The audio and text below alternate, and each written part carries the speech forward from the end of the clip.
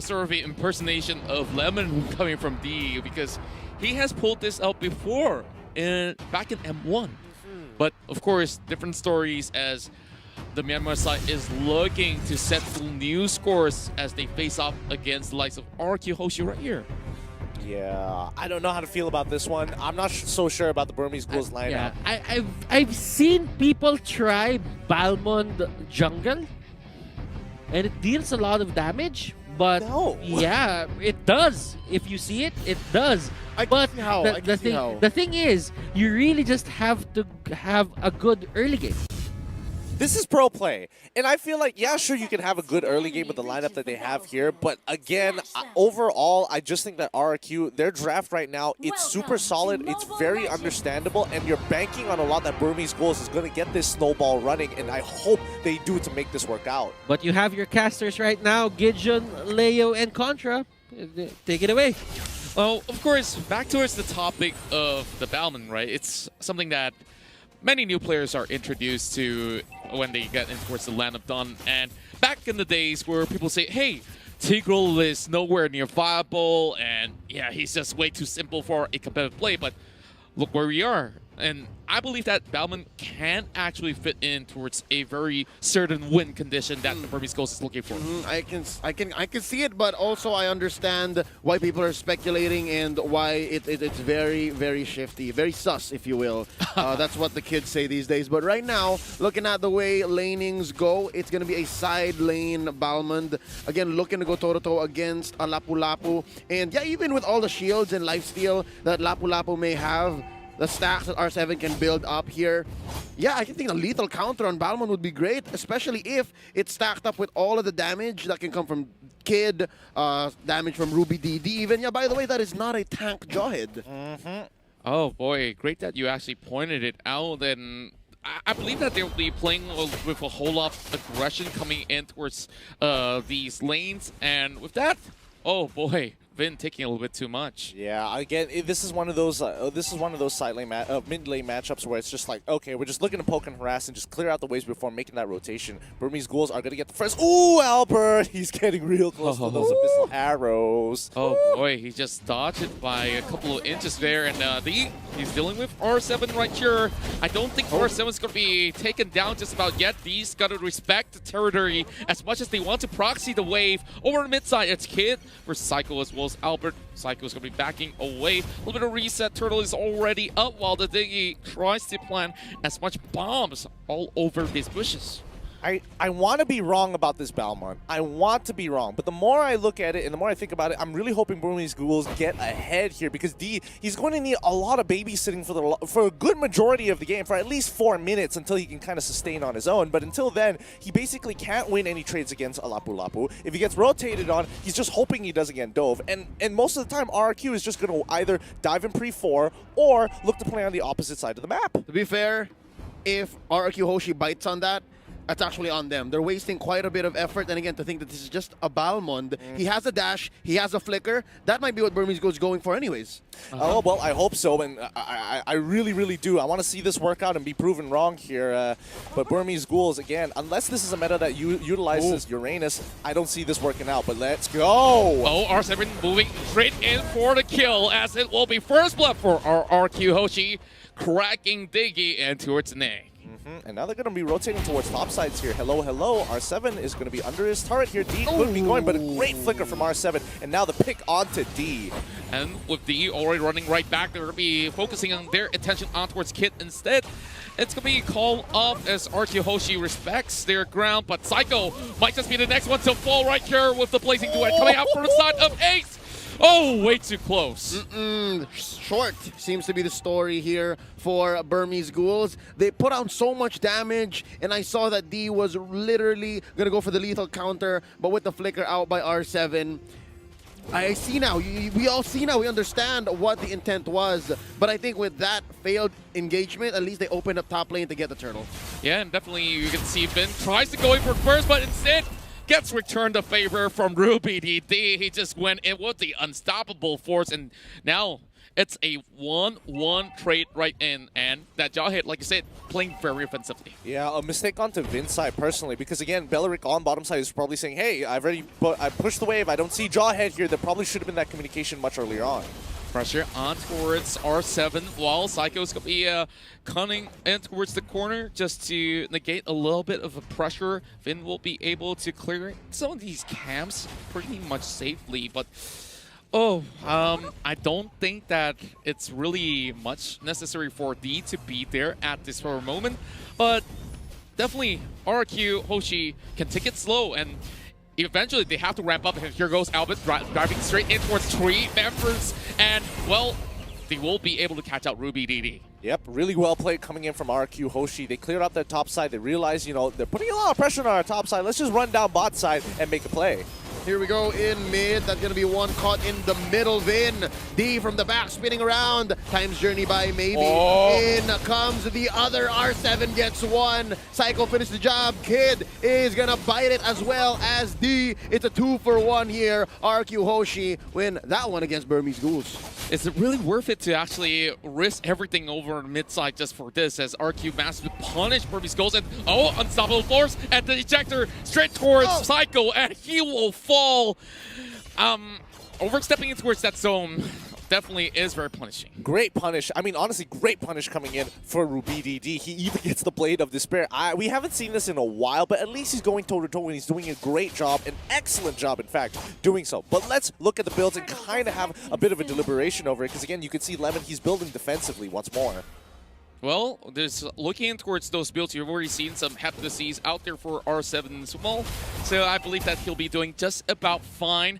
A lot of attention on towards that turtle coming up, and Burmese Ghouls already got one in the back, and just looking at the goal differentials, RQ Hoshi is still having it in the back. They do not want to lose this though. Psycho approaching really close, but Albert, he tries to go in with the Retribution to steal it away and end towards the Tempest. The time journey is being popped, and they're chasing right in, looking for Kid. Flicker has been popped up as well. Maybe with Slither help, will be taken down by the Ling as they go in for more, but see, they are in their face, and Albert is the only few that's left alive alongside with R7. Oh boy, oh boy. I mean, Albert could have gone for one more, but I think he didn't want to risk it, considering that Ace did have the orange buff on him, and he didn't. So it's like, I want to go in, but he's got a lot of damage, and Marksman's with orange buff slow me down. With true damage, it's definitely not the best decision. So he pulls back out. It's going to be a 2-for-3 trade. I think the Burmese Ghouls here, they're trading good for numbers, right? They're catching up. RRQ Hoshi still keeping up the pressure, and that one turret lead, if they continue trading this way, it might take a while for Ace to actually be unleashed. And so far, so good. 7 minutes, 30 seconds in. About D is holding his own here. Yeah, I definitely like what I'm seeing right now. As much as they did actually give the turtle away accidentally, with Ling just flying through with the Retribution. Not that they can stop it anyways, right? So with that, we're going to be seeing a little bit more skirmishes over on towards Smith, trying to catch over on towards Smith, but Psycho jumps right in. Time Journey being popped up as well. Ruby DD sets up for a dive with the unstoppable force, and there we go. A catch on towards Ruby DD. This is Albert punishing him all the way through. What a huge one coming from RRQ Hoshi. Kid for Albert, and in goes D. This is not a good look for RRQ Hoshi. They lost their core for a mid. This is the jungler. Albert should never be caught out like that. Wow. There's very little catch on the side of Burmese Ghouls. What do you want from there? You're looking for that reverse time. You're looking for that knock-up or that throw away the ejector. You're looking for that arrow. And for that split second underneath that turret, they were able to still take out Albert every time. Oh, if they keep doing that, hold up. He's getting bursted. Oh boy. That's going to be a turret being lost up, and great that you mentioned it, as, of course, that's a 1-for-1 trade in that role exchange. Not entirely the best of scenarios in the long run, but look at what we have in the turtle here. Ace could easily take this one for Burmese Ghouls, as goal disparity obviously is not really too much for the moment, but big items have been purchased by Ace as well as D. Golden Staff, and as well as Brute Force Breastplate onto D here. And going back to that fight, honestly, it literally was just maybe who saved the entire fight. That Aegis, on top of the smart missiles, the shields wasn't enough for Albert to actually win that fight. And And then once they walked away far enough, the high and dry came into play. But it looks like they want to go for more here. Oh, they caught out Psycho. This is going to be an opening for the side of Burmese Ghouls. They're trying to find a way to just get some picks, but Lemon has already popped his ult, and there's nothing much that the Valorant could have got out of that anyways. Now, Albert tries to move across the map, trying to make a little bit of a split push coming in towards the top side. And, well, members of Burmese Ghouls, they're definitely nowhere near towards where the lane is. I mean, RubyDD is on his way up to kind of match the push, but I think it's going to be a little too late. And you don't forget that Vin, he's going to say hello, hello, get a good stun here, but hopefully he doesn't get one shot. Definitely a good trade in towards mid, but RubyDD, speaking of one shot, yeah, there we go. Albert just gets one for free. Great bait coming in from Vin overall. Leo, I mean, the way that this fight is going... Wait, hold on. Hold on. This fight is going to be the spin and the Dryad. Wrath of the Dryad in by Lemon, turning it into a false engage. Oh, but they were baiting the lethal counter, not taking anyone down. Blazing the wet by Ace. Oh, I think they're just going to say, we'll take this purple and get out of here. Yeah, I guess perhaps it was worth it at the end, although they did expend a lot of all these elements like the Blazing Duet, and this is where Albert wants to find that sort of takeoff with all these members coming rushing through the Little Wanderer side. They're going to be looking for Ace, and maybe gets popped out instantaneously. Whoa, that was a little bit too much for the Diggy. Okay, say what you will, but I think the fact that Vin has to expend an ult to take down Maybe, that's fine, because I think that was Maybe's job anyway. Yeah, to some extent, what they if you keep doing that, especially in big team fights like this, especially when Maybe's time's journey is off cooldown, he wouldn't mind. But right now, I guess, since it is kind of a standstill, watch out. This might be conditioning. I don't know.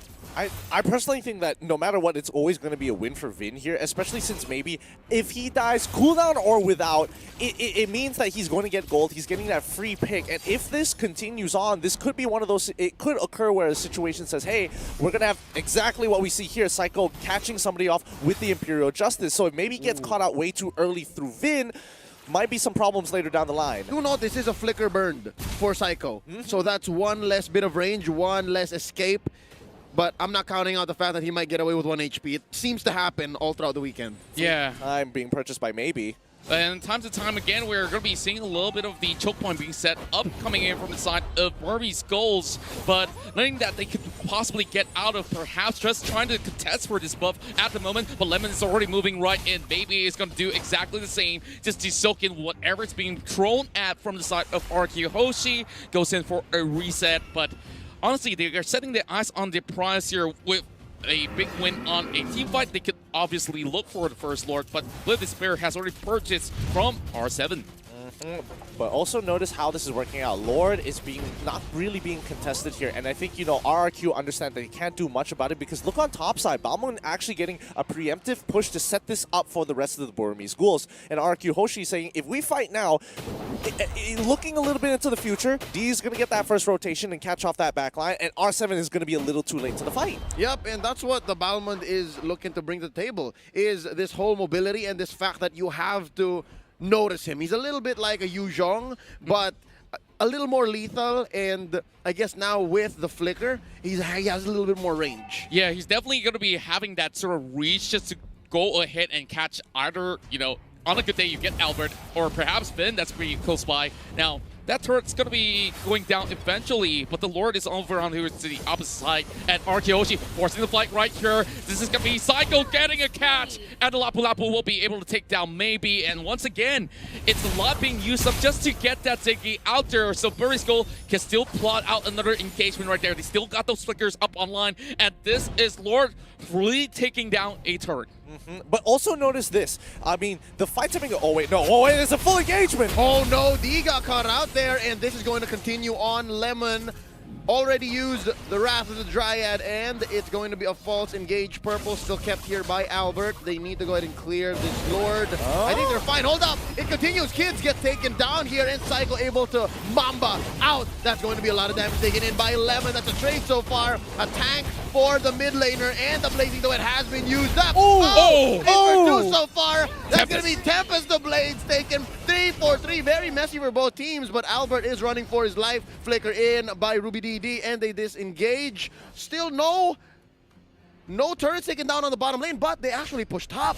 Yeah, I think it's good enough for the side of Burmese Ghouls after that sort of fight that they have called on for, and almost actually getting everybody in the back except for Albert, of course, having so much mobility to move in and out. But hey, eventually this is definitely going to pay a whole lot of dividend. Let's look at the instant replay to break this one down further, Gideon. I mean, check this out. The way that they're taking these fights here, RubyDD actually getting the ejector on that stun, into the stun, really great play. They trade evenly so far, but now they want to actually catch Albert here. I don't think they have the tools to do so. But coming back into this, now, it really comes to how strong maybe is going to be. The more survivable he is, his ultimate is going to be very relevant in these full 5v5 team fights. If RRQ Hoshi wants to really punish them, they hit maybe first. And one more thing to note, Burmese Ghouls not getting as much as a snowball, but they are getting those objectives. So get ready, because RRQ is going to start fighting it out and really starting to play more flexibly in the late game. Yeah, the only goal difference is only 1,000, and here comes maybe once again coming in from the side. It's going to be D as well, and Psycho's getting caught out. He needs to run for his life, and he will eventually fall to the hands of Maybe. And with that, Maybe, as much as he gets popped up, D is all the way towards the backline looking for Albert, and R7 already dropping out. But Kid, he's giving his life up eventually as Albert pops in the Tempest. The damage is good, as you can see. Ace and the rest of the members of Burmese Ghouls, they're looking to end game one right here, right now. And Burmese Ghouls, they take first blood. Woo! What a way to drop the game. One mistake coming out from the side of RRQ, and Burmese Ghouls take a game off of RRQ. This is a big statement. Myanmar will rejoice. I love the body block that was put in place to save Kid. That was close, but I think that was exactly the moment we're in. All right, if you're able to bait Albert, he won't be able to clear the waves, and we're able to finish. And that was just chef's kiss. The 1, 2, 3 alley-oop slam dunk. Balmond just won a game in M2. Yeah. Not to mention that RubyDD was able to actually use the ejector to flick Lemon out of there, so he couldn't affect the wave as well. It was all about just going straight for the core anyways. Yeah. The base! Right now, I was just seeing you cast. That is a high level mechanics in just one game. They were just, you know, using a lot of these small things to their advantage. It's just that RRQ was the first one who made the mistake, and Burmese Ghouls took advantage of that. To move right in. Now, final pick, and it's going to be that Roger. I'm pretty sure you guys have an opinion about this. It's great against the Diggy, the Grok. It can dive as much as possible. And go forever. And one of the things that RQ Hoshi is thinking about right now is to just stop the game by the time we hit the 12-minute, 14-minute mark, because it's not going to look good for their way if it is a Hayabusa and a Claude at the late game. Yeah, I mean, their scaling looks so much better in a lot of these situations here, but I mean, RRQ, with the composition that they're bringing out, it's got a lot of ups. It's got a lot of plus points, especially when it comes to the early to mid game phases. Like around level 2 and 3, that's when you're going to see RRQ get a little bit more lane dominance and priority. Yeah, and speaking of which, you know, like we talked about that early game, a late game for the side of RRQ Hoshi. This is literally a ticking time bomb for Burmese Ghouls to just close things out. And looking at it, we have your 5 players on the screen, and right now we will head on to the Celestial Palace, and I am gonna throw you to our casters, Gideon, Contra, and Leo. Take it away. And away we shall. Here we go. Game number 2, Burmese Ghouls versus RRQ Hoshi. Looking at lanes, it looks like this is indeed going to be a tank Khalid on Psycho, and he played that Benedetta yesterday, and it looks like this is a little more sane, a little bit more of a throwback, and they are heavily invading in the purple of BG. Yeah, I mean, they want to abuse Khalid's level 1 here. He goes all the way around. He's got the Concussive Blast as well, so keep note of that. But Ace, he already predicts something that is going to be happening around here, which means that Psycho needs some help. No, unfortunately, no Matilda on his side, but no, now Vin, he goes in, takes a little bit of damage, but he can only target one person at a time. Vin getting the stun onto D, but it's not going to be enough. R7 as well, trying to pick him up, and D on the rod, Battle Mirror Image over the wall. They almost caught Psycho out there, but of course, they tried to invest in that Ruby attempt as well, but he's being caught in between. Now having to force a couple of flickers in the early phase itself. They're going to be pulling right back, but still nothing has happened all too much as of yet. Great response though coming from Burmese Ghouls with the defense. Yep, they saved themselves from the first blood. Could have been close. Literally one more hit from Vin here could have been just the down onto D, but let's do note, D is playing from the side lane. It's actually Ace who is the jungler for the Burmese Ghouls, and as similar as it looks from game number 1, especially after they lock in the first phase Diggy, it's actually a very different draft now. Oh, Ace gets checked in on by Lemon. Oh no, there's a pullback. Oh boy, a 4-man investment just to take down Lemon. And he still managed to walk away alive. So members inside of RRQ are going to be happy that, okay, we know that all the other members of Burmese Ghouls are already down here. They can definitely start the turtle, but RubyDD is trying to find a way to pull it away, force the flicker, and here comes the rest of the members of BG. They're already taking a chunk of health away from Psycho. It's tough. I mean, he does have the quick sand guard to regenerate his health back up to full. But again, it's all about those level 4s. And right now, more level 4s on the side of Burmese Ghouls in comparison to RRQ Hoshi. And I mean, at least R7 for one does have the Zaman Force ready to go off. But RubyDD just making sure he's being relevant in this game. R7 now going to be dropping the Zaman Force to try to go for the solo kill. Does he get it? Oh. Close, close, good use of the gift. Oh, just the tip. He's scared of just the tip. Oh, nice swing. Wow. And there's going to be the first blood. Outplayed by R7. That's going to be Psycho checking in. You good? You good? All right. Not good anymore. Like that sidestep just on time before he gets rammed to the wall. So, well, RQ, Hoshi drawing first blood, but maybe here's the next one here that won't fall as the big bad wolves arrive. They're going to be continue pushing on this with this lead here. And RQ Hoshi, they got a 2K gold lead for now. And, I mean, let's see how far this is going to get them because the Burmese Ghouls, they can easily turn this around. And this is the first time we're seeing, actually, on the first turtle fight, that a team was able to start a snowball on their side or at least get a lead against the Burmese Ghouls. And we talked about how important the early game is for the side of BG, and they're already dropping the ball right now.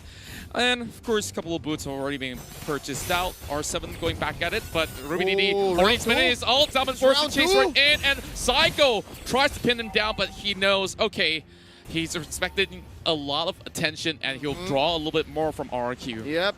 Kill me once, shame on me. Kill me twice, shame on me. Wait, is that how that goes? Anyway, here we go. The Yogi Shadow kill helps out, maybe knocks out Vin, maybe gonna be revenge kill here by Albert, so it's a 1-for-1, but I think that's something that BG can afford anyways, but the push continues. Here comes Kid with the dash in for free by Ace. Right now, Matilda's been, I mean, Kid has been doing a really good job, especially towards the mid lane of, you know, getting that information and zoning up and allowing maybe to get really aggressive here because, again, this harassment is really abusive. Like, they're just going to keep on smacking him, circling Eagle as well on the Psycho. How many things do they want to throw at the Khalid, and he still walks away unscathed? Now, of course, going to be having Albert to be able to cover grounds over on towards the mid lane. Demon Hunter sword for D, and the dive sets up. He walks away with so little left. Oh, you hate to see it. You hate to see it. Lemon even bothering to flicker to try and close the distance against D, who did use his Purifier. So regardless, if D gets caught out in the next upcoming fight, he's not going to be able to get out that hard CC that RRQ have dedicated themselves. I mean, they've got the Raging Sandstorm. They've got the Abyssal arrows as well. There's just so many things to worry for. Oh no, Vin gets smashed here by the Guardians. Barrier 1 for RubyDD here, which by the way is not your traditional Grok. Look, he is on high and dry. High and dry. Well, it's a little bit of throwback because back then aggressive Groks is definitely a thing, but well, I don't know at this point facing against R7. Is this the Burmese meta invading M2 right now? This is amazing. I suppose, but let's see if it works out. It needs to garner some results. If not, it's just going to be standing there in the water. And RRQ, they want to contest this next. They want to contest this turtle, but can they even get it here? Especially with Burmese Ghouls, they're trenched in hard. But yes, they do. They managed to get a steal. 1-for-1 turtles now. Yeah, and not only that, they managed to exchange it with the turret being taken by the side of RRQ. So a little bit of different sort of objective are on their their eyes right at the moment. But they blazing to wet on towards Lemon. But how long can he last? He will be able to survive, but the rest of RRQ nowhere to be found to be providing assistance, knowing that he does not need any of that. But having more members being sent right through, they are trying to stop the push. Whoa, Sandstorm right at towards that corner, and Time Journey has already been popped. Here comes Kid, though, knowing that, okay, we've already called off many of these big-ticket elements. That was ridiculous regeneration. I counted, what, 2 or 3 ults dropped by the Burmese Ghouls, and RRQ Hoshi was like, okay, let's go. Let's do it again. Quick Sand Guard and the lifesteal on Lemon, but we almost missed it. Maybe he goes down. What a quick blast by RRQ just to take down the Diggy. I mean, yeah, they can afford it, but it's never good to just lose a hero like that. Circling Eagle right now. Psycho is the target. A few slashes laid down onto Albert, and Psycho, in comes Lemon from behind, but that's going to be a double for free. Ace gets one. The trade onto Kid, and that's going to be Lemon. Reverse time even in this small pit. That's going to be the flicker out by Lemon. They survive 1 for 2 so far.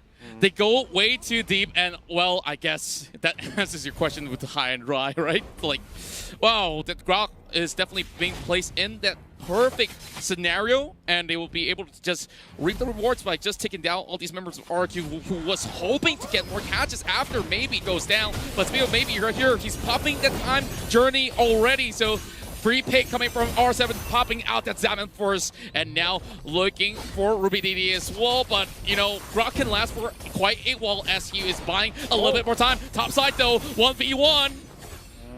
No, they managed just to pull away, and you know, the power of nature, especially with the nature shield, it's great ability. He walks away. It was a 2v1. A 2v1, and unfortunately, that's going to be Albert paying the price, maybe taking a lot of damage here on towards that mid side, but even Vin, he doesn't want to play a part of it. Raging Sandstorm coming in from Psycho, but he has no way to get out. Pistol Arrow doesn't land, and that should be it for him. Quick Sand Guard. Just look at the Sand Guard, and it tags the entirety of the OG Shadow kill, but he will still go down nonetheless. 6-7. Burmese goal looking to secure the mid side of the tower, but Vin has just arrived, and Shadow stepping away, and oh my goodness, Pistol Arrow goes all the way through, but not hitting anyone as of yet.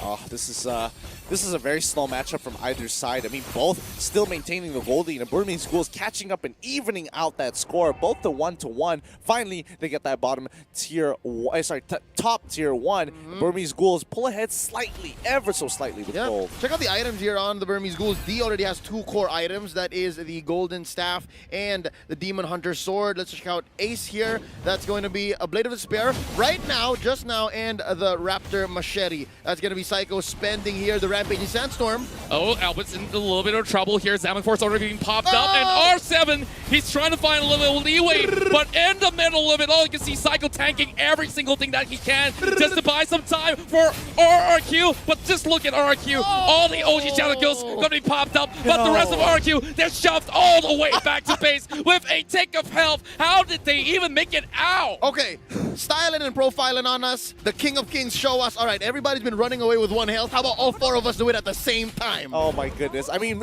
whatever, they make it away with 1 health. It's I mean, the Burmese Ghouls got to be really frustrated, and all they get is just a tier 1 from mid. So that's all the tier 1 turrets taken out. Lord is on the table. This game is absolutely ridiculous. 9 minutes into the game, only 26 to 24K. Usually by now, we usually see a lead, but both teams going strong and extremely even. Yeah, and each of them actually take that damage distribution from the that taunt as Sandstorm has already used up Time Journey perfectly. Big use and a flicker.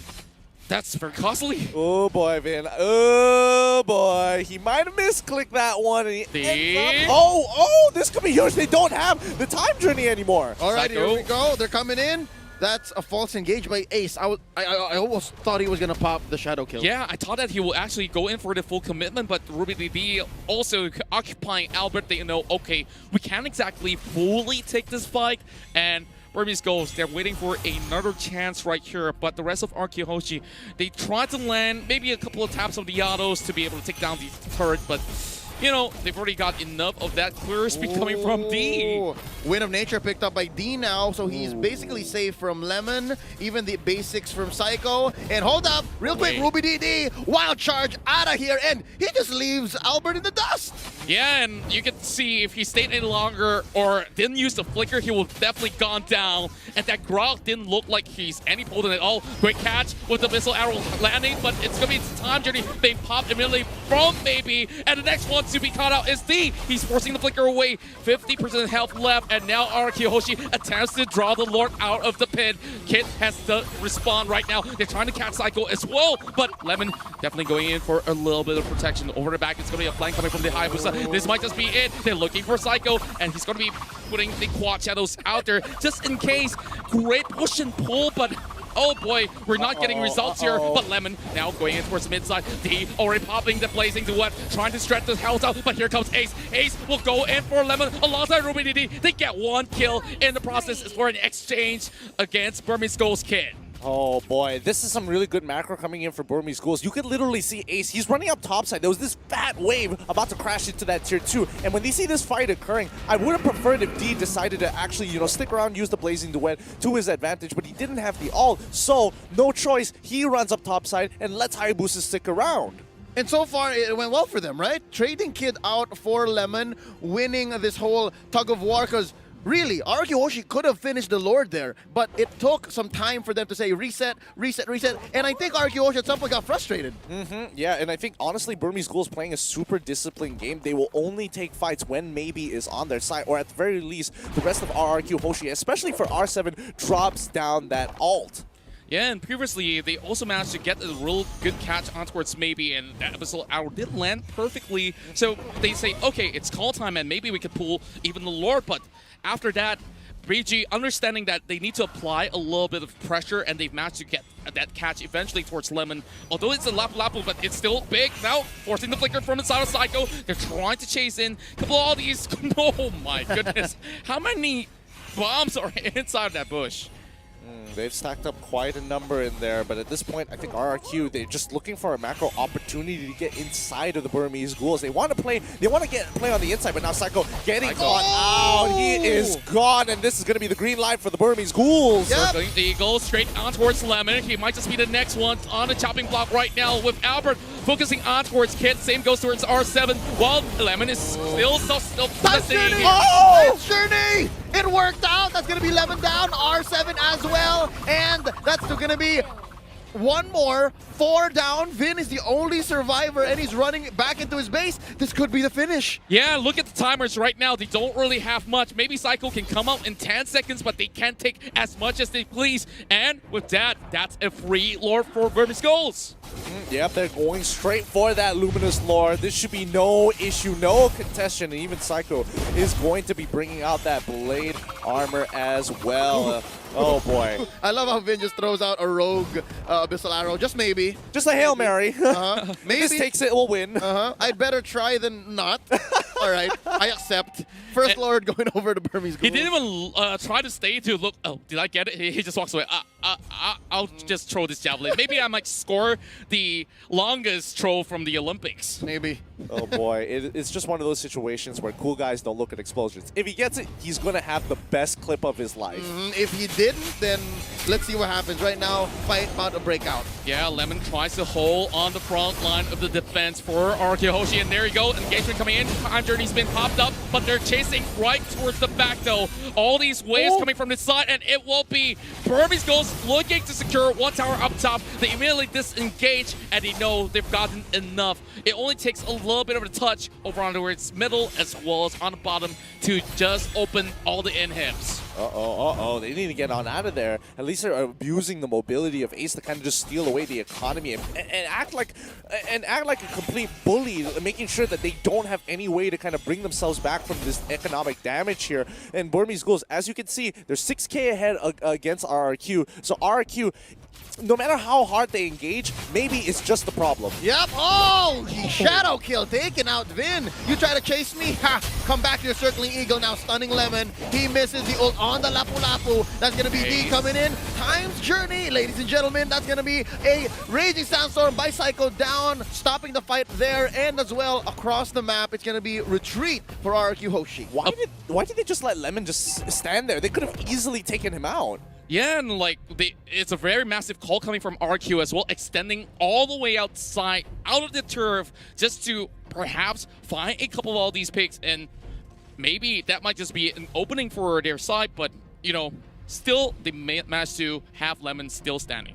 Oh boy, 2 minutes away until the Lord is back up, and that just means that RRQ have 2 minutes to try and catch up to the Burmese Ghouls. Yeah, let's take this time to appreciate what RubyDD is up to. He has a Bloodlust Axe, and I do believe with 2 Legion Swords, you're gonna build Blade of Despair. What's going on with this Grok? I mean, it's the classic Grok, you know, the kind that deals a lot of damage. To. I mean, look at him! No matter how hard Lemon hits him, and RubyDD is, as long as there's a wave, I can heal back up to full and just clear the wave, do it again, rinse, repeat. Oh, interesting now. Oh, Wild Charge knocks up Lapu Lapu, and no mercy. All the ults, man. Just all the ults, and I think Lemon is going to get away because here comes Albert. Oh, Albert coming right in. I'm not too sure if this is definitely a smart call because they can't really get a catch on towards Ace. 7-4's been popped up, and RubyDD, as much as he's a tank, he's a rock, and he's still trying to survive, and he bought so much time for inside of Burmese Gold, and he managed to take down Albert. What a great call, and Burmese Gold. They are taking whatever they want because guess what? Game number 2 is going over to the Myanmar side, and we are looking at match point real soon. But Psycho, he's trying to defend for his life, trying to exchange, but look at that life regeneration. But this is it. One more game for Burmese Ghouls, and they will punch the ticket to the grand final. 2 in a row! Burmese Ghouls! If this was a best of 3, they just got, I mean, if this was a best of 3, RQ just got knocked to the lower brackets, but this is a best of 5s. This is the semifinals that we're waiting for to see who books that slot into the finals, the grand finals itself. And Burmese Ghouls looking mighty fine. I'm back, guys. But for that, Welcome. I am speechless. Welcome, Butters. Burmese Ghouls, they had this certain thing in mind that the Diggy is really the gem that they found, the hidden gem that nobody looked at. But for them, this is going to be one of their lethal weapons for the M2 World Championship. It's not a reactive It's Diggy. going to be the Sylvana, and the Cho's just going to be rotating across the map, or it could be the other way around. Who knows? But Hilda might not get a lot of value. Yeah, but the thing is, Gideon, right now, and in other tournaments as well, there's this Khalid and Hilda setup that goes into the jungle, and they try to push out marksmen jungles like Claude. That could be the game plan here for the side of Burmese Ghouls. RRQ Hoshi, how do they stop this? I mean, they've got the low Yi on their side. Yeah. And I think that's already one piece of the puzzle that they need to consider. And it really depends on which side of the map the turtle is going to spawn. And more importantly, which buff is going to be contested here. Because if they guess wrongly, it's like, oh no, they're not on their orange buff. I've wasted too much time. It can be a little too late. So let's see how this goes. And more importantly, the lane assignments. And it's time to go into the Celestial Palace. And I am going to throw you to our casters, Gideon, Leo, and Contra. Take the floor.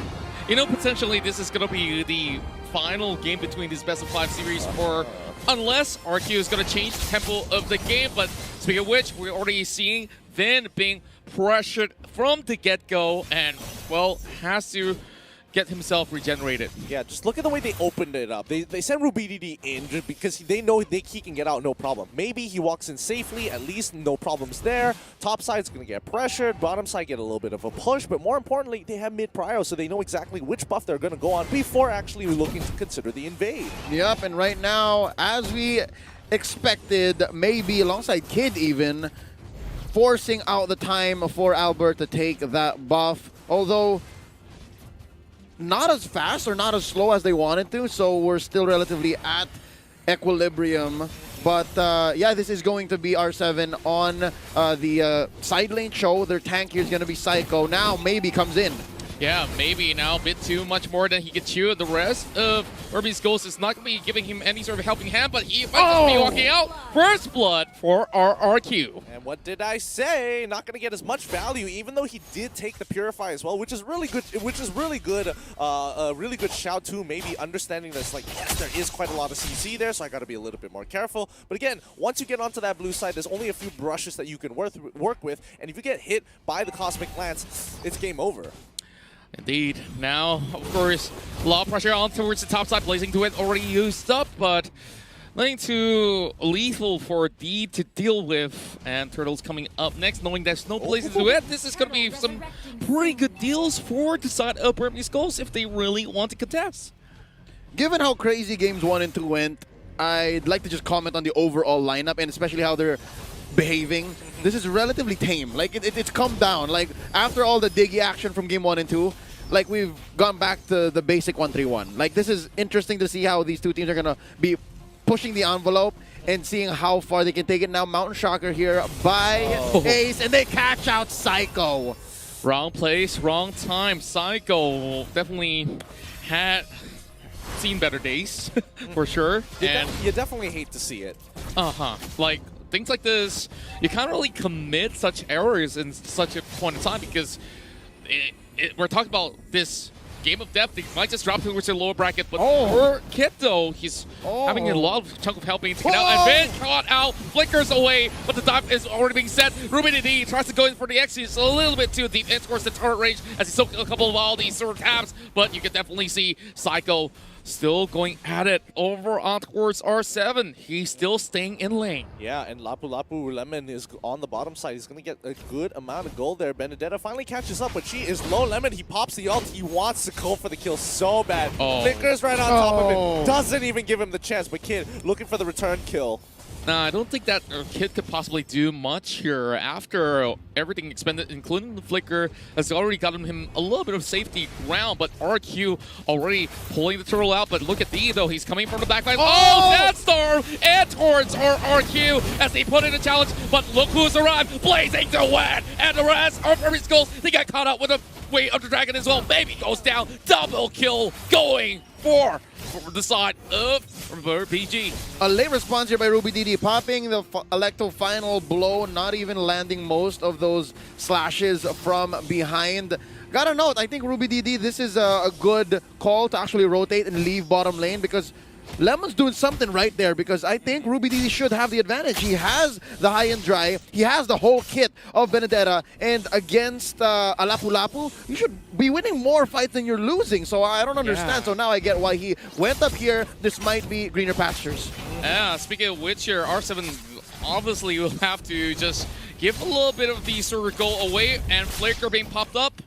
Close one. Not in range of the darkness, but down on, the greener pastures here, D is taking quite a beating, and the Sandstorm Guardian, Quicksand Guard is not going to be enough to take it out, and RRQ going to profit off of this while BG up on top of the top side is going to be trading 1-for-1. It's a mirror. It's a mirror. A little faster on RRQ, though. Oh, sorry, I'm a little faster on Burmese Ghouls, but the gold lead is still very significant, about 1,500 here for RRQ in about 5 minutes time. Yeah, and we've already got 4 kills on Albert. Unless if they can shut him down right now, then maybe it might just be a little bit of even terms, but we definitely see that they need to actually get Ace back up ahead. And speaking of Ace here, he gets caught by Psycho, and he gets bursted down by Sylvana with great Imperial Justice.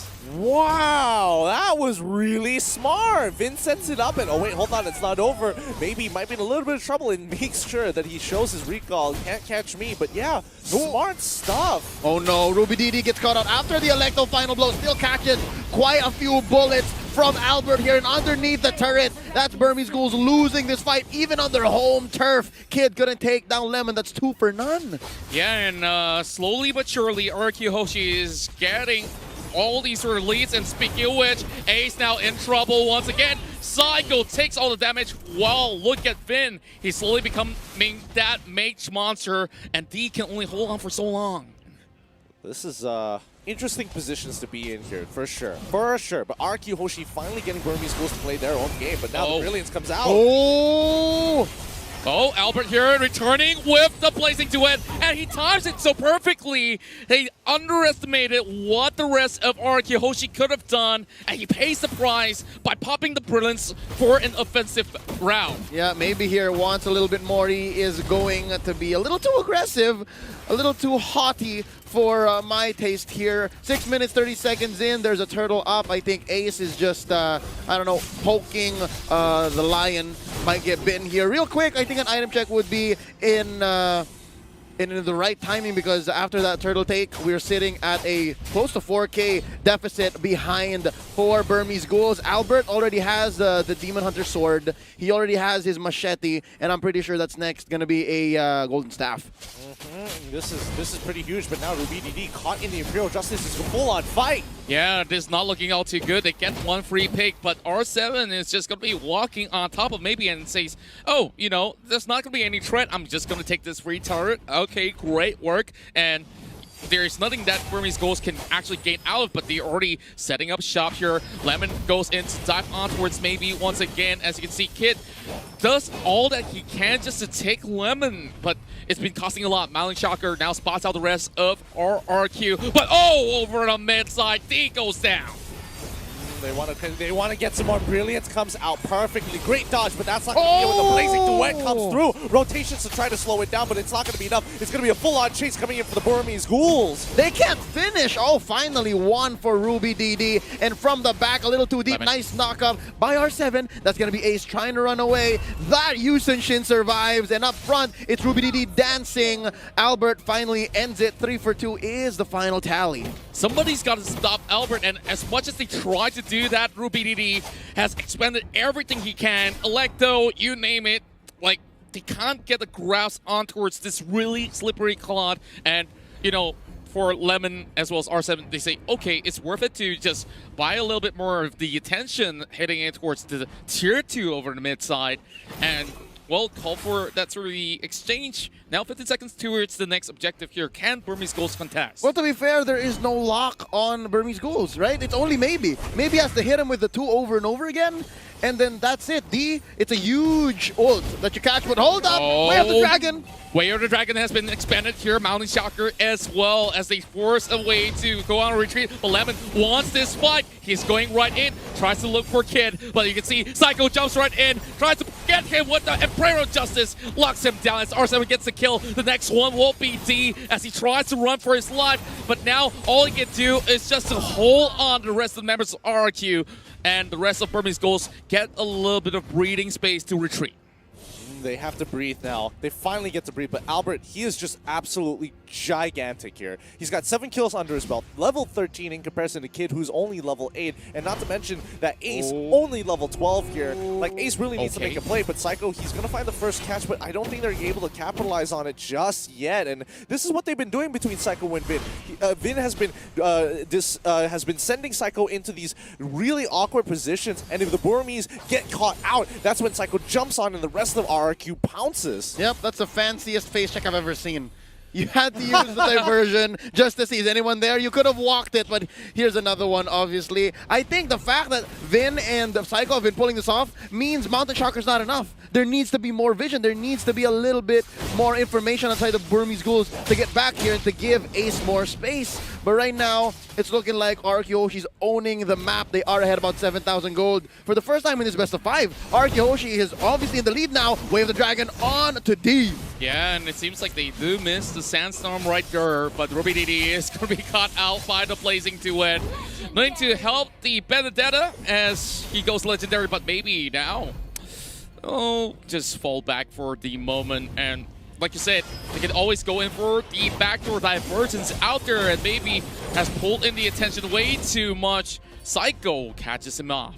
Yeah, it looks like RRQ have adapted well. They're forcing the Burmese Ghouls to play their game, a very traditional, very classic style here. They have to kind of get some pressure on towards the side lanes, but again, the macro coming up from RRQ in the lead. They have huge with the Blazing Duet as they take out one and now go for the second. Wow, great dance down to land on top of members of the side of Hoshi, and Electo has been popped up on top of Lemon as he flickers away, but he does not escape from the grasp of the Benedetta. RubyDD, as when she gets one, the mid lane now exposed, but at least Burmese Ghouls, they finally catch a couple of members of RRQ. Good news and bad news. Good is they shut down Albert. Bad news is they lost all of their out of the base turrets. They only have inhibitors left, so the rest of the map is open. It's going to be hard to go for Lord contest. It's going to be hard to go for wave clear. It's going to be hard to even get your own buffs. So slowly but surely, I think the Burmese Ghouls here are going to want to make sure that they take what they can while Albert is out. But hold up, that's a cancel diversion. In goes Psycho. Oh, Psycho tries to actually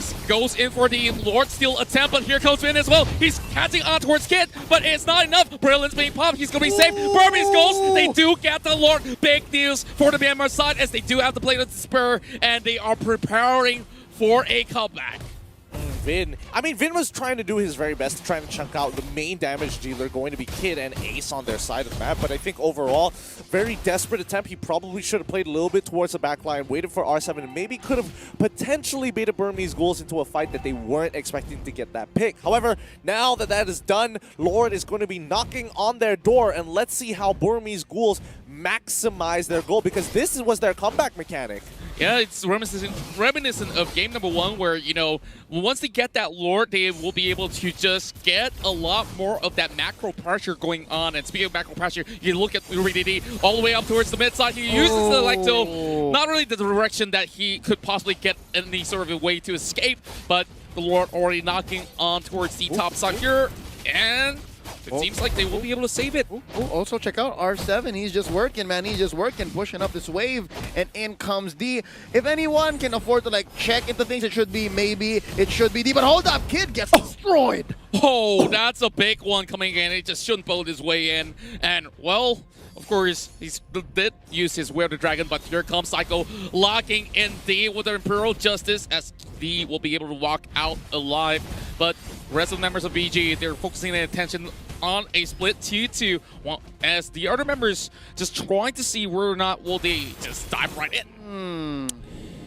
I think RBDD should take care of himself more. Again, that whole defense that turned into the Albert shutdown and eventually into the Lord was only because RBDD performed. RBDD did so well, and I think if they can protect him a little more and again tell him not to go too deep, maybe 1 or 2 more team fights that go that way, then yeah, Burmese Ghouls can reclaim the map. But right now, if there's another pickoff on RBDD, RRQ is looking at a quick finish after that. Yeah, and I think I would totally agree with you there, Leo, because again, RRQ, they've got the better front-to-front combat system against Burmese Ghouls. Burmese Ghouls need to get in towards that backside. They need to take out Albert. Albert is gigantic, and he's going to be so hard to catch. He's 8-1 unless he makes a mistake with his Blazing Duet, which he doesn't necessarily even need most of the fights. Yeah, you can already see RRQ Hoshi is on an automation mode itself. Like, they're so comfortable with this recent meta, and R7 could definitely buy as much time as he wants from all these sort of side lanes, do exactly what RRQ Hoshi does best, you know,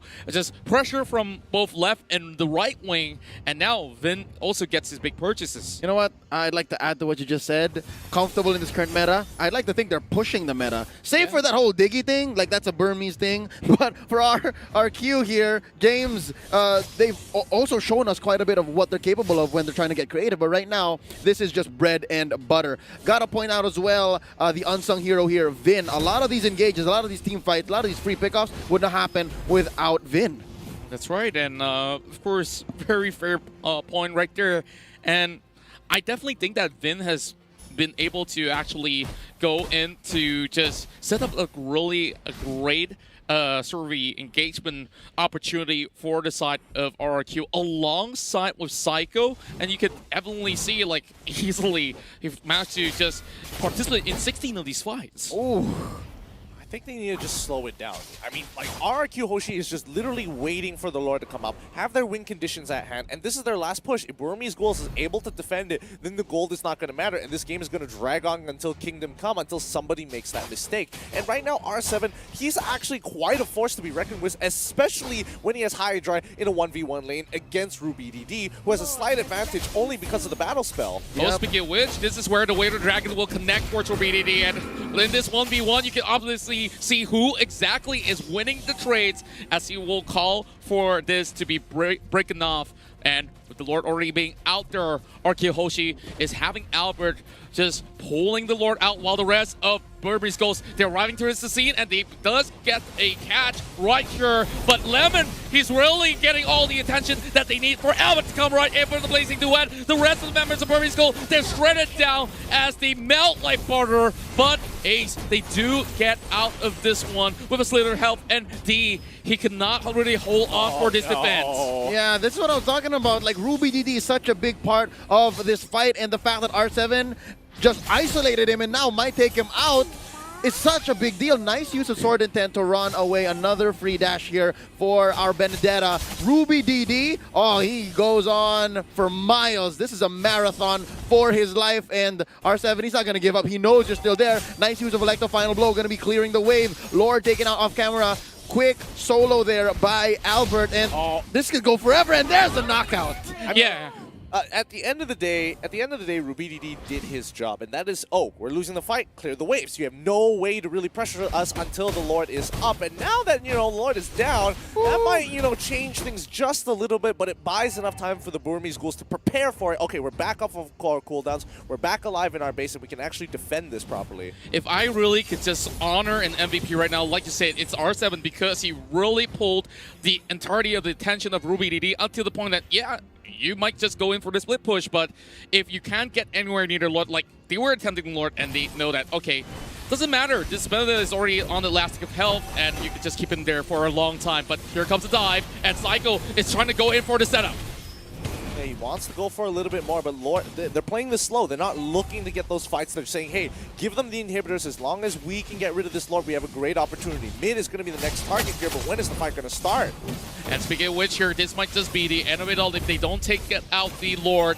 And with that, RRQ Hoshi breaks down the final inhibitor up towards the mid side, and now all doors being opened up for RRQ Hoshi to secure point number 1. But you can see Burmese Ghouls, they're looking to set up the perfect defense right here. Maybe getting a chunk of health being taken out, but Lemon, they're in the middle of it all, and D almost dropping out as he tries to get his health all the way back up. But look at Ruby DD finally going in for Electos. He tries to cut over on towards the back lines, and Finn, he does fall down with a slither of health still left. Mountain Chakra being popped up. They're going in for Albert, and the Sandstorm goes in for that dive, but RQ is prepared for this defense. And look at Finn, he's perfectly positioned. He might just be able to turn this one around. D goes down, but he does have immortality to buy a few seconds off. And look at it. It's still 4 members still available for Burmese Ghouls for the defense. That was a great fight for both sides here. RRQ finding the picks that they were looking for, Lemon doing a great job, R7 able to zone out the right targets, and Burmese Ghouls pulling back when necessary, but that's not all. They're going to fight one more time, trying to duke it out. Maybe you're going to be running away, but the Blink Duet has been called in by Albert, and Psycho takes down Ruby DD. Again, a very big key to this defense and the whole Burmese Ghouls agenda. And right now, that's 3 defenders left. 5 for RQ Hoshi. They can smell blood. They know that it could end right here, right now, and it's looking grim for the Burmese Ghouls. Ladies and gentlemen, this is a fight you don't want to miss. That's down onto maybe, the knockout onto one more. Ace goes. That's going to be it. Game number 3. RRQ Hoshi is still in the upper bracket in this one. Woo! The semifinals are looking good. RRQ managed to take another game, managed to take a game from the Burmese Ghouls, bringing it 2-1. So this bout is not over just yet. Now, looking at the draft, they just banned out the Diggy. And it feels like RRQ, they're more, confident into just going for the initiates, knowing that the Diggy isn't there. I think more importantly is that Burmese Ghoul is playing in a particular style that RRQ is very comfortable with back home in Indonesia. Like, they do this every other day in the MPL. So Burmese Ghouls, they got to get a little bit more creative here if they want to get ahead. And for the majority of the game, even though that they were down a ton of kills, they were able to kind of maintain that goal lead. Especially if you're snowballing. So I think Brody is just an all-around better choice than the Bruno. More reliable choice. Yeah. More painful in the early game. Oh. Burmese Ghouls, who are they going to go for? They need a tank or a tank figure here for their side, and it is going to be a Baksha.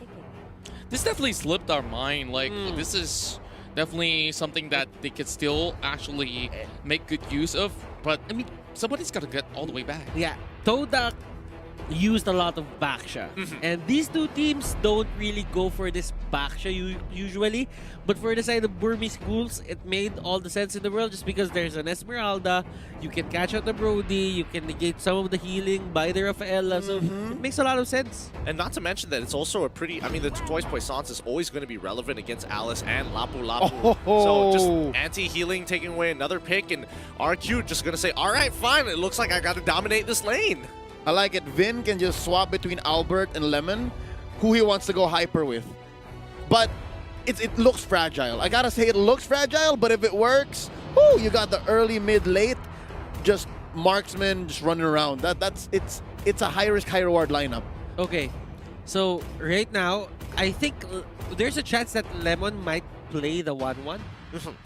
So at early game, it's going to be Brody and the Rafaela, just giving that what do you call this?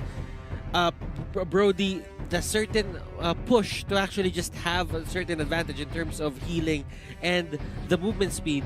But at the late game, it could be a Lemon aid. It will aid Lemon.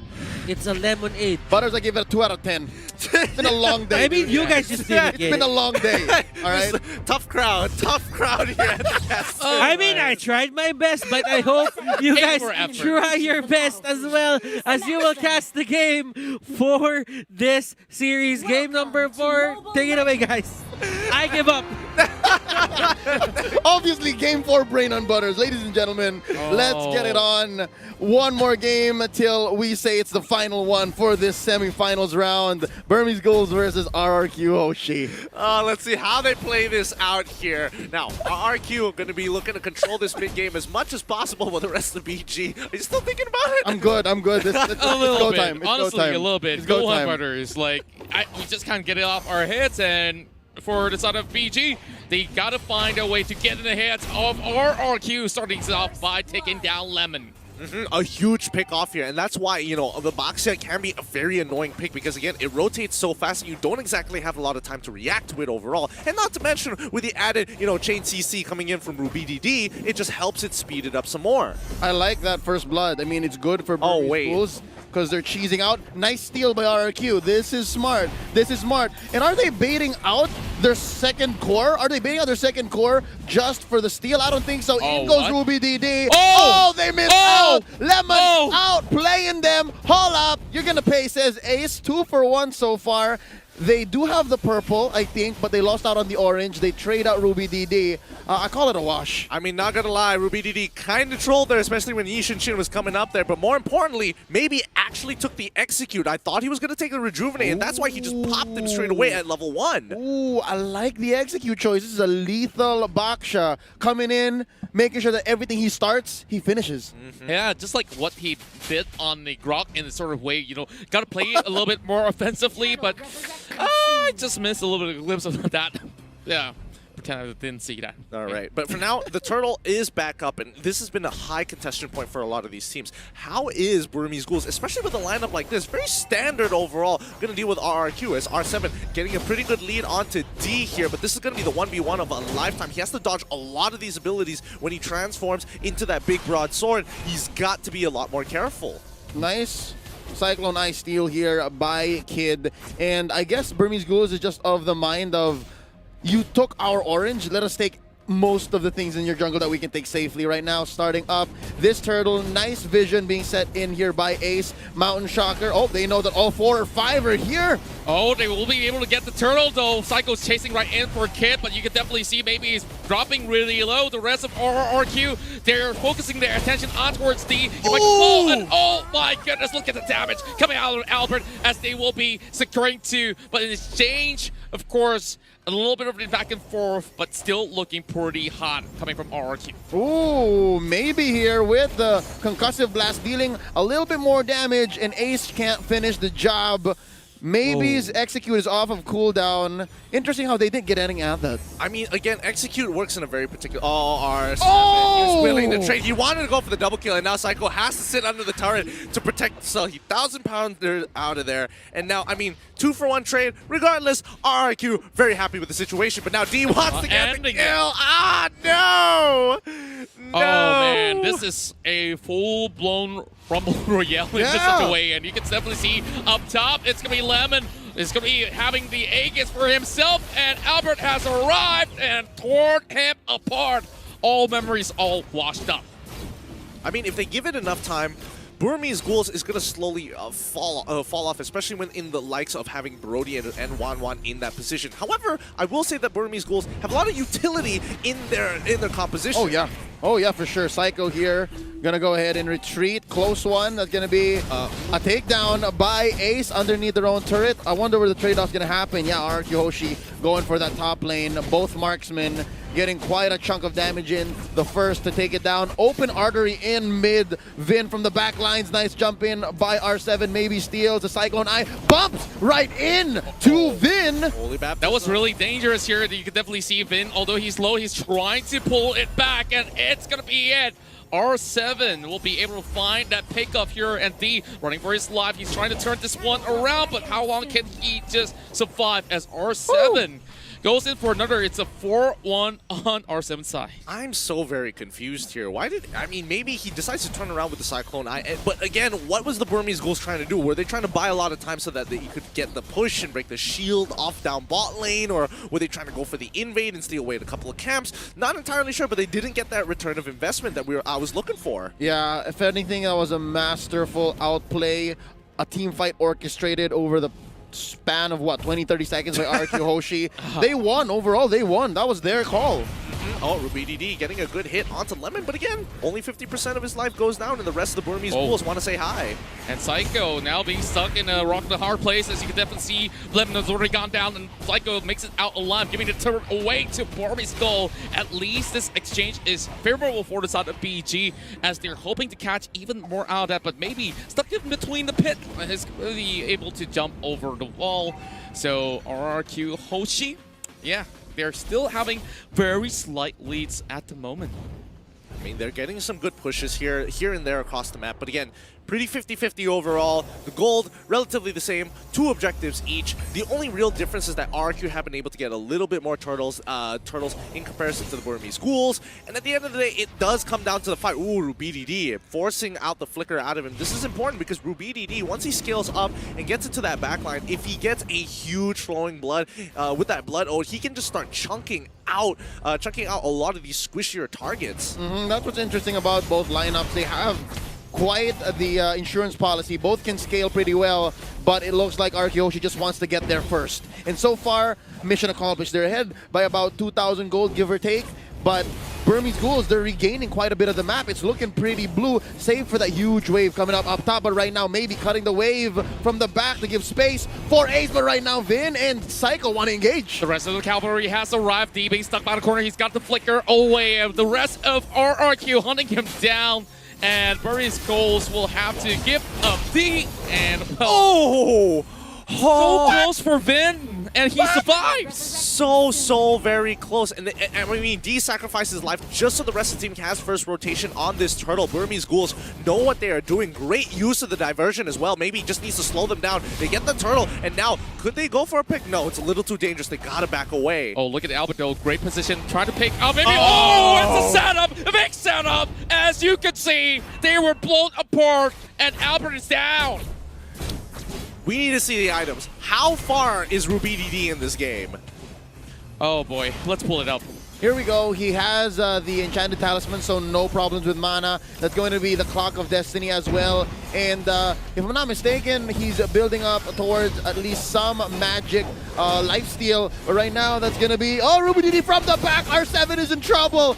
That's going to be the Blood Ode pop. D looking for a nice target. That's going to be crossbow tag taken out, kid. Oh, he's going to be able to take D down low as well. Not much to be left and said. Just look at how they maneuver across the map. Flip despair on the hands of Ace as they are looking to shut down the rest of RRQ. But they're still out as well as Win. There is a little bit of hope for them to turn this one around. But they still have the buff in hand. And Burmese Ghoul really picked up the right fight. 2 for 2 here. D and Kid for R7 and Lemon. If you're talking about who's more valuable, I'd give the win here to Burmese Ghouls. You took out 2 course, two side laners that RRQ Hoshi have invested so much in, and all that was lost was D and the support. Yeah, I would agree on that trade as well. And the Burmese Ghouls, honestly, just evening out the gold against RRQ Hoshi here, where both sides, it's really going to come down to when the Lord is coming up real soon, and really who is going to be winning these fights. I mean, Burmese Ghouls have been so disciplined with the way they take their fights. They won't go without an advantage. Small skirmishes over on towards Psycho. You don't want to be on that Akai this position. The rest of BG, it will be pretty tough to break out of that Hurricane dance. Now, Mounty Shocker reveals the rest of RRQ. A little bit of 1v1 action going on, but you know, Lemon has to back away. This is not where he should push his advantages all the way towards BG side. And there goes Lord on the 9th minute. We can see Wings on the side of D as he gets more beefier. Yeah, I think real quick, while we're waiting for this first Lord take to happen, a lot of the reasons why players get away with like 1 HP and then just live is because they're so good at juggling defensive item now. It's part of the meta game. And right now, they're jockeying for position. Burmese Ghouls have already started ace on the Lord. I'm not too sure if RQ knows about this, and speaking of which, they are already having Psycho being caught in between, and a great wall of defense just to gatekeep the rest of RQ from even marching anywhere close. But R7 is coming in towards the middle side. He's trying to disturb this Lapu, but you know, not exactly the ones that he's been looking for. Somebody just has to push up too far. Falling Star Moon on the wave. RRQ want to have full mid control so they can sink their feet really deep in towards this Lord side and start pulling up their trenches so that when Burmese Ghouls do decide to push on through, they can take full advantage of it. But look, top side as well. They're getting a push. Oh, wait! Maybe getting caught out right now. The Hurricane Dance blows push him all the way towards the back. As you can see, D coming in response, trying to hunt out where exactly Albert is. But just look at his health being chunked out away. Maybe will eventually fall to the hands of Lemon. As you can already see, they're focusing on towards Albert instead, putting every resources that they have, and they have managed to shut him down. While BG, they might just be able to close out a few members, but just look at Psycho as well as Lemon. They're dropping real low. Rupee DT, he's putting so much of the hard work, and he might just be able to catch them down. It's a 3-for-2 exchange now in favor of the side of RQ, but they have to back away. It's Ace and D taken down. It's Kid, Ruby DD surviving 3-for-3 right now, and neither walk away with a free Lord, neither get much movement on the map. It's because these fights are lasting longer than either are comfortable with. And now that's R7 pushing away Kid. He might even get the kill. Oh, he does! He does! R7 does the unthinkable in the face of Maybe, and here comes Lemon. Wow, RQ Hoshi's so fast on the takeback. Unbelievable. He's extending so far up ahead. You did not expect this Esmeralda to be up in your face. Yeah, they got to push on even further, and R7 once again onto Ruby DD, who's clearing up the waves, and again, Lord is up. Flowing Blood is going to put him into safety, but the rest of the Burmese Ghouls, they're just getting ready to start another fight, and it's still even on both sides. Psycho jumping right in, zoning out the at the moment. Well, maybe he tries to go in for the face check. Lemon is already getting himself pretty much pinning him off, but just look at R7. He's having that big fat shield, but Ruby DD comes in for back, hoping to actually get a catch, but maybe he's dropping real low, and this is not looking all too good for Burmese Ghouls. They get caught out, and the blood has been popped. He can only last for so long, but just look at the back though. R7 almost takes down Ace. Tough all across the board. They managed to get the pick with nothing in return, and Burmese Ghouls finally they're slowly losing the lead here, but in terms of gold, not that big of a deal, but they lose a lot of position, especially with that Lord, and the question is, how far ahead is RRQ going to get with this upcoming Lord push? It's enhanced, by the way. Now R7 caught out here by 4. There's a lot of damage coming on to him. Maybe gets the job done, but at what cost? There is a huge wave coming in from bottom, being taken care of by Lemon. Lord marching up top with enhanced minions, mind you. Oh, I think the Burmese Ghouls need to make the most of the gold they've gotten real quick. Let's check the items onto Ace. That's going to be the Bladed Spear. Endless Battle, I think he's looking for Queen's Wings right after.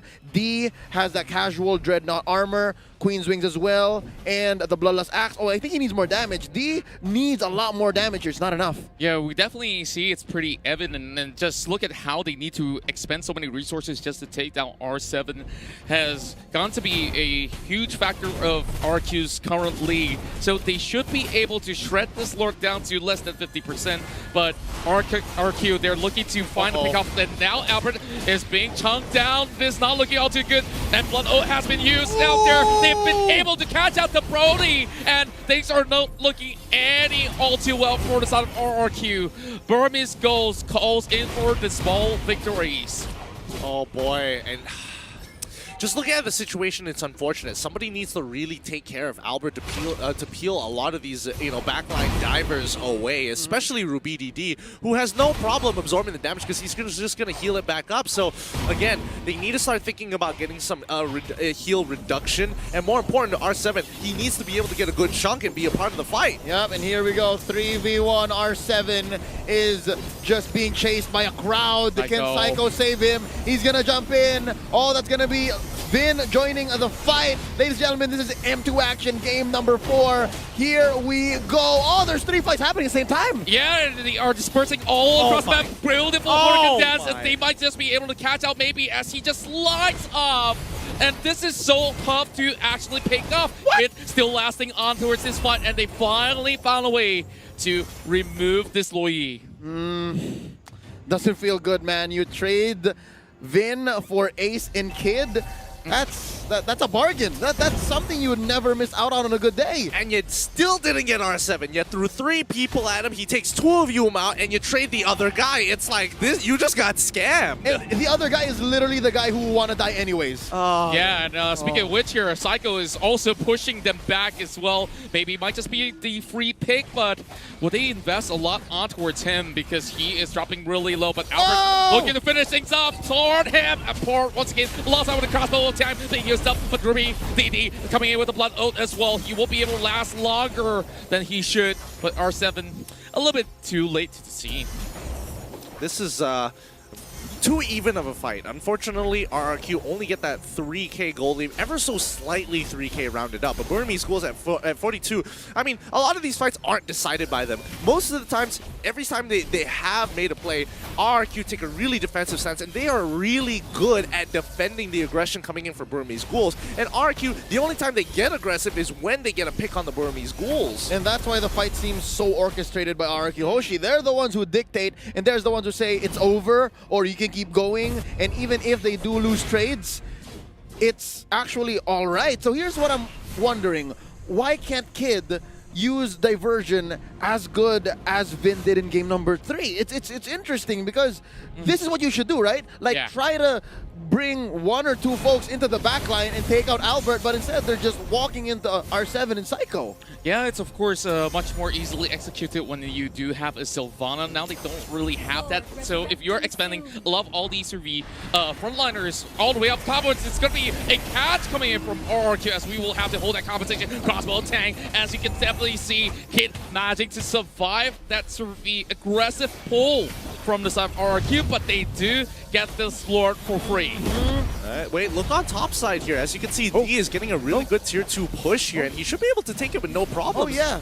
But, Gideon, are you not taking this as signs of despair, right? Like, there's nothing else they can do on the map. They can't contest Lord. They can't fight RRQ Hoshi front on anymore. So they're just like, okay, we'll take what we can elsewhere and just keep running away. I'm sensing that Burmese Ghouls have chosen to turn the other cheek. They're on the back foot right now. How long will it take before they're back on track to setting the pace? Here we go. Check this out. Wind of Nature onto Ace, as well as an endless battle last time we checked. He's looking better now. D just picked up the ancient...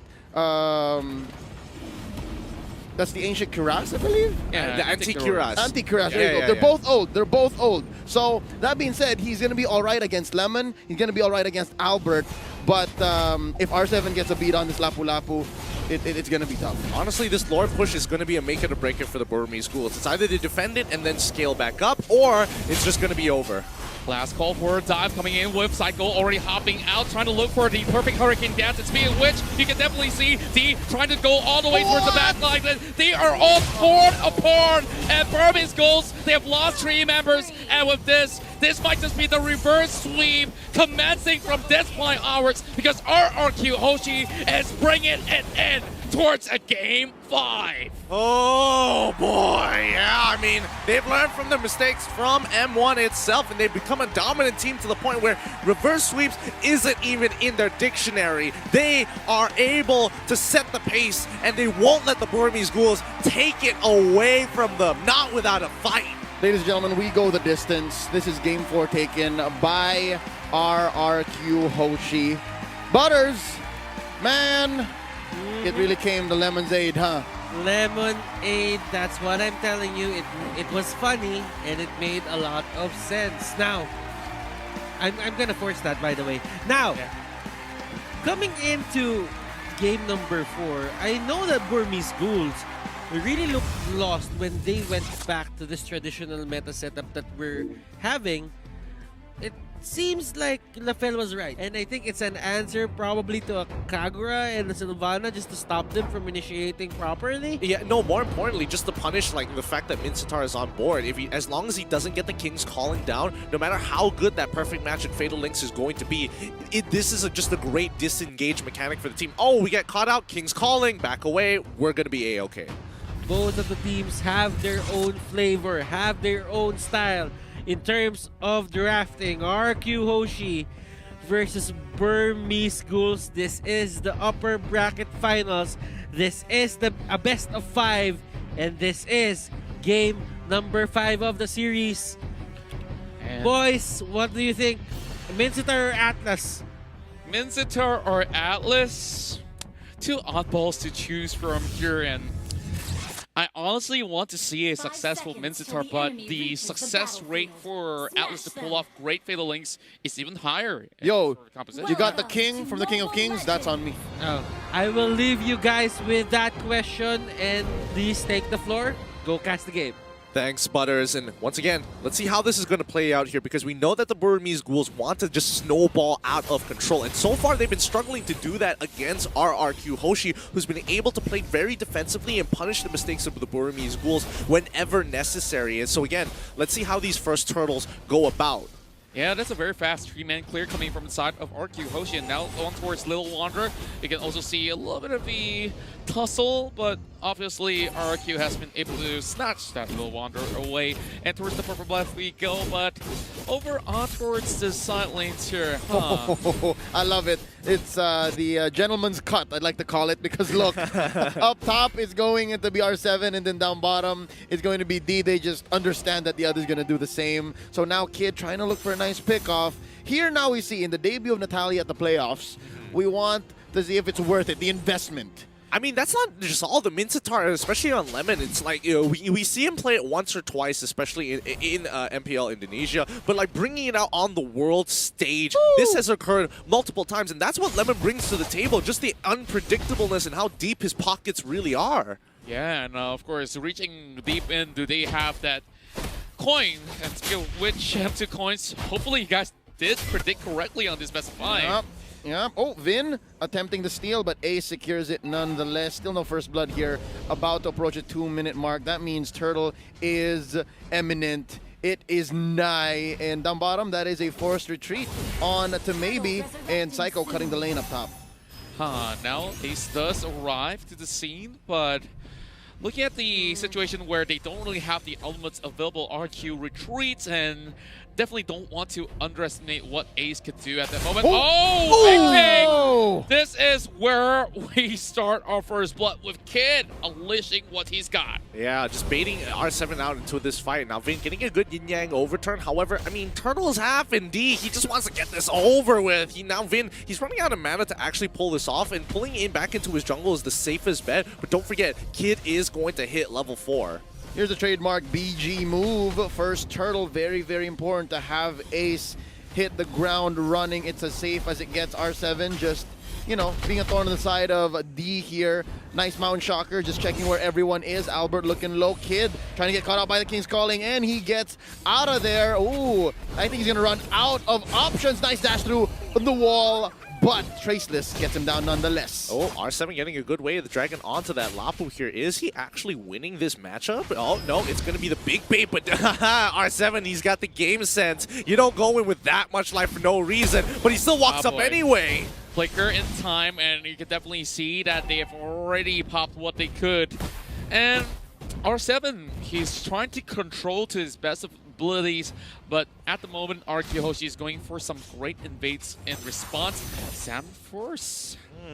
BDD getting some good damage, but let's see where it goes from here, because again, it's about Burmese Ghouls pushing their lead. RRQ still ahead by 1K, even though Burmese Ghouls did take the turtle. How is Kid going to force this agenda and really get the ball rolling, bowling against RRQ Hoshi? Ooh, so far, I don't think they need to force anything because this is great positioning by Burmese Ghouls. They're setting up. Nice catch, purified here by Vin, but the damage is real. D takes him down, and R7 juggling the aggression back and forth. D comes in, R7 bites it. What an opening, and well, I definitely feel like Vin doesn't have to push the issue right there, but maybe Suki whatever he can. It's going to be an exchange here for the Sylvana. Have to see he's being bought by Lemon, but here comes Kid. Oh, Kid, he's doing a really good job here. He's dropped out the smoke screen, and now RuBDD, this is his cleanup time. Burmese Ghouls playing off of a huge snowball. He gets Lemon with the last hit of the Chrono Dash and starts pulling backwards. This is huge for the Burmese Ghouls. They were able to get so much gold off of this. Yeah, 2 for 1 here, and you're giving out Kid. I think Kid understood the fact that given how much firepower RRQ Hoshi's packing, a lot of the things he's going to do is going to affect the other part of the map. But if it immediately trades for, if it immediately results in a trade that is valuable and that is beneficial to Burmese Ghouls, by all means now, Kid faces R7 here. Yeah, and back towards what you just mentioned there, Albert being picked up, he cannot afford to go down once again, especially in this early phases where Burmese Ghouls is just going to take every sort of objectives that we can get. This turtle definitely going in favor of side of Burmese Ghouls for a moment, and Psycho, he can only watch as it falls, while R7 not really getting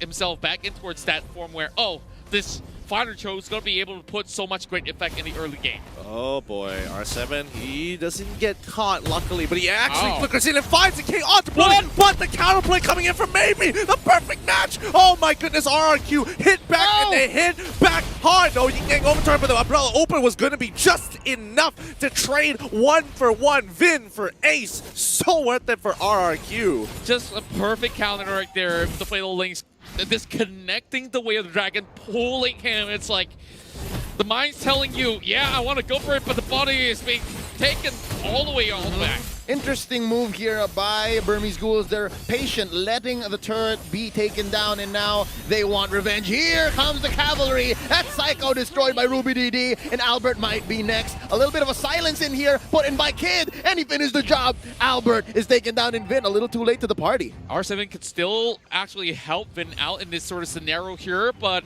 they cancel the recall. Looks likely that it's going to be a no. But over the mid side, Burmese Ghouls going to be opening up the map. Fatal Links once again on towards Lemon, and Vin will be looking for a shutdown on towards Maybe. And Lemon it's like you remember that really dumb thing you said 15 years ago. That's what happened to Vin, torn apart by Ace, the Burmese Python. Oh my goodness, what a catch that was. And that's great because now Burmese Ghouls, they need to start pushing their agenda. 15 more seconds until the turtle comes back up. But they're up by a tower, finally, 5-9 against RRQ Hoshi.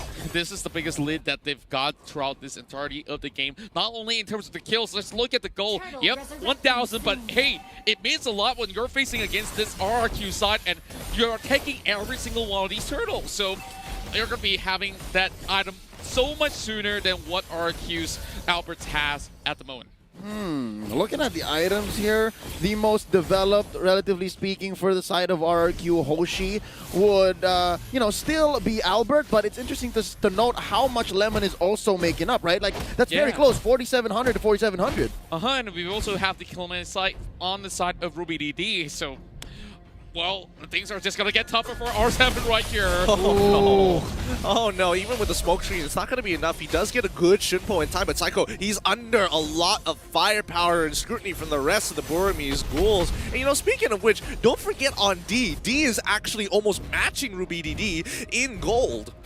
Yep, and he's looking good, 2-0-2. This Lapu Lapu has not died so far in this 8-minute bout so far, and he's just going to go down, try to answer Lemon on that Mincitar, which, by the way, Mincitar, Lemon, he should be finding more duels, because if not, High and Dry is not doing a lot of work. Yeah, and looks like they want to go in for this catch flicker coming up from the side of maybe this Patches, and it will be getting himself back in towards safety. But look at R7 buying a lot of time with a little bit of a home run all across the land of Dawn.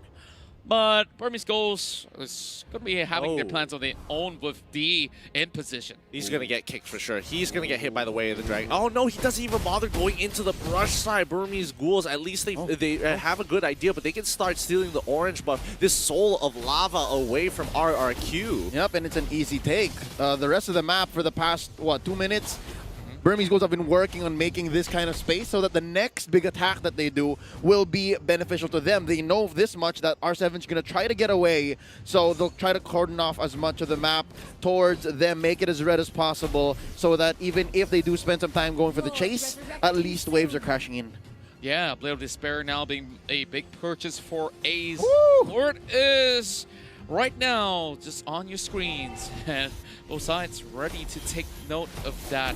The Natalia, let's talk about this Natalia, because it's definitely pulling some great effects on Burmese Ghouls' successive picks. Yeah, a workhorse, definitely. Kid here with the execute, and again, the high and dry. I think he's able to make the most of it, because again, he can just track people. He can just shadow them and let everyone know, because yeah, Albert has Mountain Shocker, like that, just checking in on it. They go on a Psycho, nice fatal links, onto one. That's going to be the flicker used up, torn apart memory, expended by Ace, but there's not enough stacks. Wave the Dragon going up. OD gets exploded into pieces, and you can see the double going in favor of R7. They're still looking for more right now, but just look at RubyDD. How much can he take? R7 still looking for the right timing, and we might just actually find a little bit of the exit grounds right here, because Lemon as well as Albert did not exactly in position. Unfortunate indeed, and I was considering why didn't R7 decide to go in a little bit earlier, especially when Psycho came in with the Imperial Justice. Then I noticed R7 already used the Way of the Dragon, so there's no point, because he even if he did get on top of Ace with the third hit of the Jeet Kune Do, that big knock-up, yeah, that's great, but you don't have the follow-up, so you just end up being a sitting duck. Yep, that was a trade that I think Burmese Ghouls won in the long run. Again, it's because it's an unfortunate event, like series of events, as you did note. Looking at the items real quick, just barely 1,000 gold ahead is the Burmese Ghouls, and looking at their most developed character here, Hero, it's definitely going to be Ace. He's building up towards a defensive item. Looks like it might be an immortality early on. He knows how dangerous he is, and he knows how badly RRQ Hoshi wants to take him down. Yeah, speaking of which, we do see some very aggressive plays coming from the side of Maybe. He does have Flicker, and definitely he's looking for that chain where he just Flicker as well as link them in towards the teammates, but Vin is definitely not going to be falling into the stab. But over here, it's going to be the Weird Dragon here, getting the pick on towards RubyDD. And Burmese Ghouls, they lose a lot of damage in this sort of skirmish. Kid has to back away. This is not the fight that they're looking for, and D is trying to set this one up. Oh! That was a free take onto RubyDD. No consequences at all. Maybe Vin, but I think they had that under control anyways. And here's a nice split push by R7. Yeah, I've got to say that R7 finally getting that room to do what he does best. Going for a split push. So many of all these endless battles coming right in. And here comes the team fight. They're catching on towards Albert. This might just be the pick that they need. D does get that kill. And now over on towards Lemon, running for his life. Kid easily gets him killed off. Perfect assassination coming from the Nada. 2-for-1 trade-off, and RubyDD is back up, and he should be on his way after clearing down bot side. He's running down towards mid to hopefully change up this fight, as RRQ have to wait 20 more seconds to get and even try to contest this Lord. So Burmese Ghouls will get this Lord, and the power play will come into effect. It's free. This is Luminous Lord. Kid gets blasted down by Vin. Interesting, might have been for shock value. Psycho did have to use the Imperial Justice there. And hold up, they do have the Retribution advantage. Let's see if there's going to be a tragic loss now. Fatal Links spells the end for Vin, and Psycho gets away, but not so much for R7. And even Ace gets to live to tell the tale. This is looking so bad for RRQ. Hoshi, they don't have the Retribution because Albert is down, and they might have actually given that away and just waits for another sort of a pick there. And Burmese Ghouls, they are now pretty much establishing not only map control, just look at the goal lead, just swinging in abundance. Yep, they are very happy with their current position right now, but can they get more as the Burmese Ghouls with 3K ahead? They want to catch them out. Oh, Lemon! He finds the King's Calling, but again, this is catch isn't looking good, but the Flame Links Albert not in position. He gets absolutely blasted by the Brody. They can't stop it. Fatal Links again. Say hello to my perfect match here, as now Burmese Ghouls, have they done it? This is the big pick. They've killed 4, and they are pushing through to end this best of 5. Will come home as the Burmese Ghouls, GG, well played, take out RRQ and send them to the lower brackets. They have done the unthinkable, and now they make history. The first Myanmar team to make it and towards the grand finals of the M2 World Championship 2020. They've waited for so long. Lord knows how long ago in this series we said that the Burmese Ghouls are aiming to become catalysts of change. And boy, oh boy, have the tables turned. This is a new age. Burmese Mobile Legends is the standard, ladies and gentlemen. They are waiting in the grand finals, and it's up to 2 Indonesian teams and 1 Filipino team to rise up and challenge their claim. In all honesty, we've been saying that the Burmese Ghouls has been slowly and surely getting a lot of experience. They've been there for MSC. They've been there for M1. They were there at MPLI. Now, with all the experience that they got facing these kinds of, or these international teams, right now, it's their time. And they are in the grand finals for M2 World Championship. I mean, this is huge. This is making history, especially for Myanmar Esports and more so their Mobile Legends community here as they have broken into the grand finals. Who would have expected them to make it this far and in such a fashion as well? Yeah, and if you just take a glimpse on towards that, folk, these players have been there since the get-go throughout all these tournaments that you have mentioned, and finally writing a new chapter and like just close that one off with a big title under their belt. And this is where it gets interesting, because the Philippines and 2 Indonesian teams are now in the lower bracket, and as you can see, we went the distance with this. Burmese Ghouls just gonna stand by and watch